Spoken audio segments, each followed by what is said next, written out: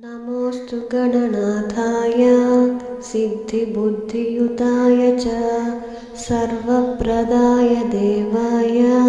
पुत्रवृद्धिप्रदाय च गुरुधराय गुरवे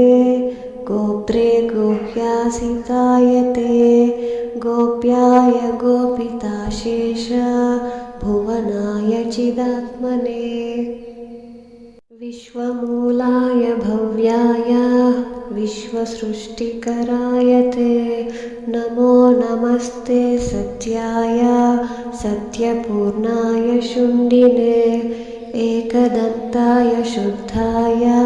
सुमुखाय नमो नमः प्रसन्नजनपालाय प्रणतार्थिविनाशिने